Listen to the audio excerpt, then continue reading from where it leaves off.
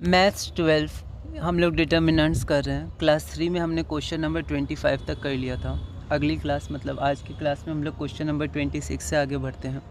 मान लेते हैं ए हमारे पास नॉन सिंगुलर मैट्रिक्स है, मतलब determinant of A not equal to 0, order 3/3 का है, तो एडजॉइंट ऑफ ए का डिटर्मिनेंट क्या होगा। ठीक है, determinant of adjoint of A. Exercise 4.4 का क्वेश्चन है। इस तरह के क्वेश्चंस आते हैं तो एक बार आप इसको ट्राई करिए। तो यहाँ पर हम लोग डायरेक्ट फार्मूला का यूज़ कर सकते हैं कि जो हमारे पास डिटर्मिनेंट ऑफ एडजॉइंट ऑफ ए होता है वो डिटर्मिनेंट ऑफ ए का पावर n-1 होता है, जहाँ पर n हमारे पास ऑर्डर होता है, 3/3 मतलब ऑर्डर 3 है। वैल्यू पुट करेंगे तो हमारा बी ऑप्शन आ जाएगा। अगला क्वेश्चन हमारे पास है कि अगर ए हमारे पास इन्वर्टिबल मैट्रिक्स है ऑर्डर 2 का, then determinant of A inverse क्या होगा। 4.4 का है। ठीक है, तो एक बार आप इसको ट्राई करिए। तो यहाँ पर हम लोग देखते हैं कि यहाँ पर सबसे पहले कि जो अभी रिज़ल्ट आएगा वो सिर्फ ऑर्डर 2 के लिए नहीं, कोई भी ऑर्डर के लिए हो सकता है। ठीक है, तो इसका आंसर होगा 1 डिटर्मिनेंट ऑफ ए। तो हम लोग देखते हैं। तो ए एक इन्वर्टिबल मैट्रिक्स है, मतलब इसका जो ए इन्वर्स निकलेगा उसको जब हम मल्टीप्लाई करेंगे ए के साथ तो हमारा आई आएगा। जैसे A B equal to I होता था, A B equal to B A equal to I, identity matrix, जहाँ ए का इन्वर्स बी होता था, बी का इन्वर्स ए होता था, ये हमने देखा है। तो हम लोग बोल सकते हैं ए टाइम्स ए इन्वर्स। ठीक है, इन दोनों का जो प्रोडक्ट होगा वो आई आइडेंटिटी मैट्रिक्स के बराबर होगा। अब दोनों तरफ हम लोग डिटर्मिनेंट ले लेते हैं। तो यहाँ पर मल्टीप्लिकेशन से जो थ्योरम था, तो determinant of A into determinant of A inverse equal to determinant of I identity matrix का डिटर्मिनेंट हमेशा 1 होता है। सब कुछ छोटी छोटी बातें आपको ध्यान रखनी है। तो यहाँ पर ये नीचे चला जाएगा, तो डिटर्मिनेंट ऑफ ए हमारे पास हो जाएगा 1 डिटर्मिनेंट ऑफ, मतलब डिटर्मिनेंट ऑफ ए इन्वर्स हो जाएगा 1 डिटर्मिनेंट ऑफ ए, है ना। तो यहाँ पर आप डायरेक्ट ऐसे लिख सकते हैं। तो ये हम डायरेक्ट यूज़ कर सकते हैं। अब ज़रूरी नहीं है कि ऑर्डर 2 के लिए हो, कोई भी ऑर्डर आपके पास यहाँ पर हो, 3, 4, सबके लिए आपको ये ध्यान रखना है कि डिटर्मिनेंट ऑफ ए इन्वर्स होता है 1 डिटर्मिनेंट ऑफ ए, जो हमारा ऑप्शन नंबर बी हो जाएगा। कई बार आंसर से ही निकलते हैं, ऑप्शन हम लोग भूल जाते हैं, क्योंकि ऑप्शन हमें सर्कल करना है बोर्ड में, तो बहुत ध्यान से ऑप्शन भी देखेंगे कौन सा ऑप्शन सही आ रहा है। अगला क्वेश्चन हमारे पास है, if this matrix is a singular matrix then find all the values of x where x is an element of 0 से π/2। 2026 का क्वेश्चन हमारे पास है और 5 मार्क्स का हमारे पास क्वेश्चन है। तो बहुत ध्यान से हम लोग इसको देखते हैं। यहाँ पर हम लोग इसको देखते हैं कि हमारे पास गिवन है लेट ए इक्वल टू इतना, तो ए मैट्रिक्स को हमने इतना मान लिया। अब ए हमारे पास सिंगुलर मैट्रिक्स है और हमें फाइंड क्या करना है, values of x where x is an element of 0 से π/2। Now since A is a singular matrix, अब क्योंकि ए हमारे पास सिंगुलर मैट्रिक्स है तो डिटर्मिनेंट ऑफ ए हमारे पास 0 होगा। ठीक है, तो यहाँ पर determinant of A equal to 0, यहाँ पर इक्वल टू 0। अब हम लोग इसको एक्सपेंड करेंगे तो यहाँ पर ऐसा तो कोई 0 बन नहीं रहा है या दिख नहीं रहा है, मतलब हमें बनाएंगे तो हमें नहीं डायरेक्ट करेंगे, क्योंकि क्लास 12th में ऐसे हमें कन्वर्जन नहीं करना है, transformation of rose and column. तो यहाँ पर कोई ऐसे 0 नहीं है, तो R1 के अलॉन्ग हम एक्सपेंड कर देंगे। ठीक है, यहाँ पर हमने डायरेक्ट एक्सपेंड किया। यहाँ पर थोड़ा हम लोग ध्यान रखेंगे कुछ मिस्टेक ना हो कैलकुलेशन वगैरह या राइटिंग में। फिर बस हम लोग को इसे सॉल्व करना है, तो इसको मैंने सॉल्व किया तो इतना आ गया। अब देखिए cos 2x और sin 3x हमने पहले ही देखा है कि बहुत इंपॉर्टेंट है हमारे ट्रिग्नोमेट्री के जो फॉर्मूलाज है 11th के, वो आप बिल्कुल रिवाइज़ करिएगा। तो यहाँ पर देखिए 2, अब यहाँ पर 5 कॉमन लेके उधर ले गए तो हमारे पास ये जो सिंप्लीफाइड इक्वेशन आ गया वो आ गया 2 cos 2x plus sin 3x equal to 2। अब यहाँ पर cos 2x हमारे पास 1 - 2 sin स्क्वायर x होता है और sin 3x होता है 3 sin x - 4 sin cube x। तो हर जगह sin x के टर्म्स है, इसलिए यहाँ पर cos 2x को हमने sin x में ब्रेक किया है। उसके बाद फिर बस हम लोग इसको सॉल्व करेंगे, sin x को कॉमन ले लिया। ठीक है, फिर अंदर आप यहाँ पर मिडिल टर्म स्प्लिटिंग कर दीजिएगा इसमें, और उसके बाद फिर बस कैलकुलेशन है अब तो, और ये हमारा 0।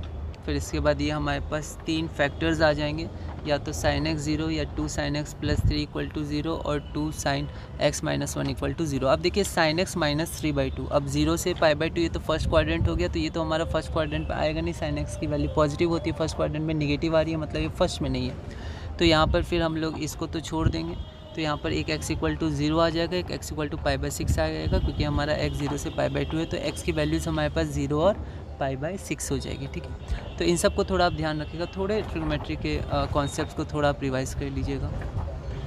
अगला क्वेश्चन हमारे पास है, for a square matrix A 3A का इन्वर्स क्या होगा। 226 में 1 मार्क का क्वेश्चन है, तो एक बार आप इसको ट्राई करिए। तो यहाँ पर देखिए 3 तो कोई स्केलर हम लोग k मान सकते हैं। तो यहाँ पर जब k बाहर आता है तो 1/k हो जाता है। k इज़ स्केलर और a is an invertible matrix. तो a हमारे पास क्या है, इन्वर्टिबल मैट्रिक्स है, ठीक है। तो चाहे मैट्रिक्स का ऑर्डर कुछ भी हो तो हमें ध्यान रखना है कि a का इन्वर्स, होल का इन्वर्स होता है 1/k a इन्वर्स। तो यहाँ पर 3 जब बाहर आएगा तो 1/k मतलब 1/3 a इन्वर्स हो जाएगा, जो हमारा ऑप्शन नंबर सी हो जाएगा। आगे हम लोग चलते हैं क्वेश्चन नंबर 30। अगर a² हमारे पास 4a + 3i है और a² इतना है, a इन्वर्स xa + yi है, तो मैं x + y की वैल्यू फाइंड करनी है। इस तरह के क्वेश्चंस आते हैं, एक बार आप इसको ट्राई करिए। 2026 में 1 मार्क का क्वेश्चन है। तो यहाँ पर हम लोग देखते हैं कि a² बराबर 4a + 3i है पहला इक्वेशन, और a इन्वर्स बराबर xa + yi है दूसरा इक्वेशन, ठीक है। अब यहाँ पर देखिए, अब हमें पता है जब हम मल्टीप्लाई करते हैं मैट्रिक्स में तो क्योंकि वो कम्यूटेटिव होता नहीं है, ठीक है, तो ऐसा कोई रूल नहीं है, तो हम लोग पोस्ट मल्टीप्लाई कर रहे हैं या फिर हम लोग प्री मल्टीप्लाई कर रहे हैं। तो यहाँ पर हम लोग पोस्ट मल्टीप्लाई कर रहे हैं a इन्वर्स से, क्योंकि हमें इक्वेट करना है, ठीक है। तो यहाँ पर देखिए a इन्वर्स है, यहाँ पर a² है, यहाँ 4a 3i है, यहाँ xa yi है। तो हम लोग यहाँ पर कंपेयर करने के लिए पोस्ट मल्टीप्लाई करते हैं a इन्वर्स से। तो 2 होते हैं, पोस्ट और प्री। तो यहाँ पर देखिए पोस्ट मतलब बाद में, तो बाद में हमने मल्टीप्लाई किया। फिर इसको अगर आप देखिएगा तो यहाँ पर a को हमने ब्रेक कर, a² को ब्रेक कर दिया a टाइम्स a, और a इन्वर्स को यहाँ पर ब्रैकेट में ले लिया एसोसिएटिव। उसके बाद a into a inverse i हो गया, i into a inverse a inverse ही होगा, और a into a inverse i होता है, ठीक है, हमने अभी पहले भी देखा था। तो ये हमारे पास a की वैल्यू यहाँ पर इतनी आ गई, ठीक है, मतलब a इन्वर्स की। अगर आप यहाँ पर देखिए, सब अब कैलकुलेशन है। तो यहाँ देखिए, यहाँ पर अगर हम लोग देखें तो a टाइम्स i हमारे पास a हो जाएगा, इसको हमने इधर ले आया तो a - 4i, और 3 नीचे आ जाएगा तो a/3 और -4/3। मैंने डायरेक्ट थोड़ा सा इसको LHS RHS को घुमा के लिख दिया है, इक्वेशन 3 हो गई। अब बस हम कंपेयर कर देंगे इक्वेशन 2 और इक्वेशन 3। तो x की वैल्यू 1/3, y की वैल्यू -4/3, लेकिन हमें ध्यान देना है x + y की वैल्यू पूछी गई है। तब इस हम लोग इसको प्लस करेंगे तो आंसर हमारे पास -1 आ जाएगा। x + y = -1, option A. अगला हमारे पास है question number 31। If b times adjoint of b बराबर इतना, then the value of determinant of b inverse कितना है। 2026 1 मार्क्स। इस तरह के क्वेश्चंस आते हैं, एक बार आप इसको ट्राई करिए। इसी साल का क्वेश्चन ये हमारे पास है। तो यहाँ पर हम लोग इसको देखते हैं। तो सबसे पहले b times adjoint of b हमारे पास क्या दिया हुआ है, 1/3i। कैसे, तो देखिए 1/3 कॉमन निकल जाएगा, तो यहाँ पर 1 0 0 0 1 0 0 0 1 आ जाएगा, तो ये i हो गया। तो हम लोग यहाँ पर इसको लिख सकते हैं 1/3 आइडेंटिटी मैट्रिक्स, ठीक है। तो यहाँ पर हम लोग b times adjoint of b को लिख सकते हैं 1/3i, ठीक है। अब b times adjoint of b बराबर क्या होता है, determinant of b into i। ये कैसे, तो ये हमारे पास फॉर्मूला था, आपको ध्यान होगा, जैसे a times adjoint of a is equal to determinant of ai। वैसे a की जगह b है तो ये b हो गया, ये b हो गया, ये b हो गया। अब हम लोग बस कंपेयर कर लेंगे तो डिटर्मिनेंट ऑफ b हमारे पास 1/3 हो गया, पर हमें चाहिए क्या, डिटर्मिनेंट ऑफ b इन्वर्स। अब आपको ध्यान होगा, अभी हमने देखा कि determinant of a inverse equal to one by determinant of a की जगह b है, तो determinant of b inverse is equal to one by determinant of b। तो यहाँ पर डिटर्मिनेंट ऑफ b क्या है, 1/3, तो 1/1/3 that is equal to 3। So determinant of b inverse is equal to 3। तो यहाँ पर b इन्वर्स का डिटर्मिनेंट हमारे पास 3 आ जाएगा, ओके। आगे हम लोग चलते हैं। आगे हमारे पास है गिवन दैट p बराबर इतना है, q बराबर इतना है, r बराबर इतना है, find a matrix x such that PQ minus RS is a null matrix, ठीक है। अब ये क्वेश्चन चैप्टर 3 का भी आप बोल सकते हैं, 4 का भी बोल सकते हैं, 2 मेथड देखेंगे।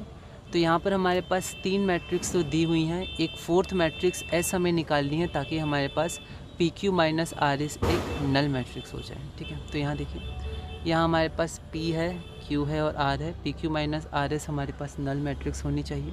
हमें फाइंड करना है मैट्रिक्स S। तो मान लेते हैं S हमारे पास अब 2/2 है ना, डिफाइंड है, हमें फाइंड करनी है, तो 2/2 होगी S। तो ABCD मान लेते हैं। सबसे पहले हम लोग क्या करेंगे, RS निकालेंगे, PQ निकालेंगे, माइनस करेंगे null matrix, step by step चलेंगे। तो पहले RS हमने निकाल लिया, गिवन से यहाँ पर S और R हमें गिवन था, तो ये हमारे पास आ गया। नॉर्मल मल्टीप्लाई हमने किया, इसको इक्वेशन 1 मान लेते हैं। अब हमें क्या चाहिए, PQ चाहिए। तो पी क्यू हम लोग निकाल लेंगे।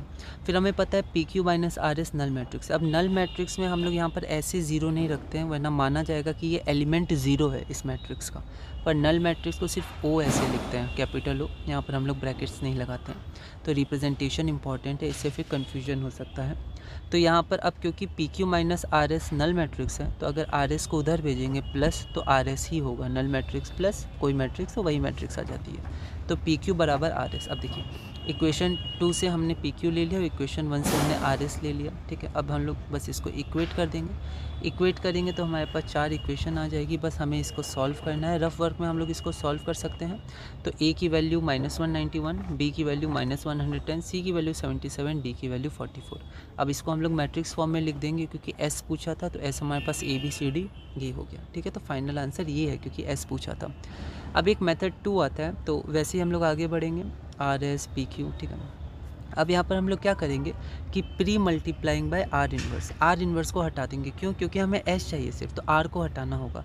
तो हम लोग आर इन्वर्स से प्री मल्टीप्लाई कर देंगे, ठीक है। तो यहाँ पर हमारे पास आइडेंटिटी मैट्रिक्स आ जाएगा और यहाँ पर एस आ जाएगा, यहाँ आर इन्वर्स। अब आर इन्वर्स हमारे पास कितना है? तो आर इन्वर्स हमारे पास है 2 5 3 8 आर और उसका इन्वर्स। अब किसी मैट्रिक्स का इन्वर्स तो हमें आता है, ठीक है, 1 बाय डिटर्मिनेंट और ऊपर एडजॉइंट उस मैट्रिक्स का, ठीक है। तो ऐसा हमने देखा है फॉर्मूला से। तो इसको हम लोग अलग से इन्वर्स निकाल लेंगे। तो यहाँ मैंने डॉट डॉट डॉट लगा दिया, तो इसका इन्वर्स इतना आ जाएगा, फिर इससे मल्टीप्लाई कर देंगे तो वही आंसर रहेगा, ठीक है। प्रॉपर गैप हम लोग देंगे। 5 मार्क्स का आराम से स्टेप्स होंगे इसमें, ध्यान से हम लोग कोई भी मेथड लगा सकते हैं। मार्किंग स्कीम में दोनों ही मेथड दिए, मार्किंग स्कीम के अनुसार ही आगे बढ़ रहा हूँ। अगला हमारे पास है question number 33। If A times adjoint of A बराबर इतना, then the value of determinant of determinant of adjoint of A. तो A into adjoint of A इतना दिया है, हमें क्या चाहिए? डिटर्मिनेंट ऑफ एडजॉइंट ए, ठीक है। तो ये बिल्कुल फार्मूला वाले क्वेश्चंस हैं, है ना। तो आपको थोड़ा ध्यान रखना है, इसको थोड़ा समझना है। 2026 इसी साल 1 मार्क का क्वेश्चन है, 4 ऑप्शन है। एक बार आप इस क्वेश्चन को ट्राई करिएगा। अगली वीडियो में हम लोग इसी तरह धीरे धीरे अपने CBSE बोर्ड क्लास 12 में मैथ्स कनेक्शन में आगे बढ़ेंगे।